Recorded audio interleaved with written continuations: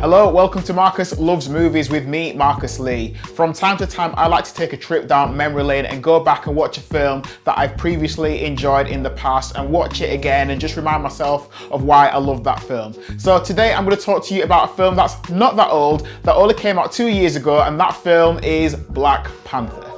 I wanted to revisit this film again for two reasons. Firstly, to celebrate the life of Chadwick Boseman, Mr. Black Panther himself, who we sadly lost earlier this year. Secondly, I wanted to view it through the eyes of 2020 and see what this film feels like in the year 2020, which has been a year of coronavirus, but it's also been the year where we've seen the rise of the Black Lives Matter movement in the fight against police brutality and oppression of black people. I love this film. When it first came out, I saw it twice at the cinema.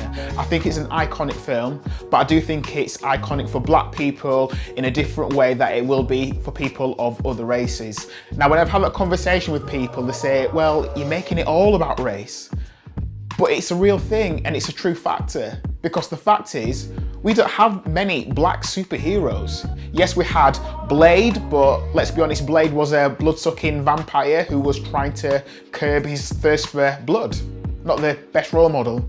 We also had Nick Fury, but Nick Fury was never the front main central character of his own movie. And because we've not had many black superheroes on screen, it inspired a new generation of young children to believe, you know what, I can be a hero. It's a little bit like this. When Barack Obama became the first black president of the United States, it inspired lots of young black men and women to think, you know what, one day I could be top dog, I could be head honcho, I can be the leader. Now, for lots of young white people, they've never really had that barrier because they've seen lots of white faces in positions of leadership.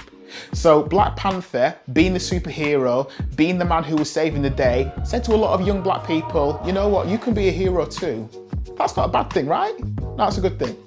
I love the fact that Wakanda, this fictional country that Black Panther has come from, was displayed as a rich, wealthy, successful, independent country. It wasn't a country that relied on aid. It didn't need a white savior to come and rescue it and help it from a state of poverty. Wakanda is doing just fine. And you know what, for once, it was just nice to see some positive black role models on screen, and lots of them on screen. Yeah, you had the occasional baddie, but that's life. You're always gonna have good and bad. But for the most part, we're seeing black people as positive role models, people that you wanted to be like, people that you thought, yeah, I dig you, you're cool. Well, you started doing that. Wakanda forever. It was inspirational, it was motivational, it was great to see, and we need to see a lot more of that on the big screen. The connotation of a black film often drums up ideas of a hood film, black people living in a ghetto, single parents, baby fathers, baby mamas, drug dealing, guns and violence. That's the idea that sometimes comes to mind, if you're being really honest, when we think about black film. Black people struggling, black people living in Africa, black people being yardies and gangsters. But Black Panther just was so different in that regard. It was just nice to see black people doing something positive. And you know what? I'm quite up for losing the term black film. Why can't Black Panther just actually be seen as a film? Just a film, but it also happens to have lots of black people in that happen to be doing well, that happen to be successful, that happen to be making great life choices and decisions. Let's have a bit more of that. In closing, I want to bring it back to the man, the legend, Chadwick Boseman. What an inspiration, what a legend, what a role model. I never freeze. Yeah, I want to be as cool as that. I want to be able to say, yeah, I don't freeze, I play it cool, I'm all good, I'm all good. We've learned that he was working whilst he was ill in the latter stages of his life. So Black Panther, 21 Bridges, the Avengers movies, he was battling cancer at the time, and he still kept going to work. Now, some people are saying that's great because he was battling through, he was still working, even though he had this illness, and that's great, and we should applaud what he achieved during that time.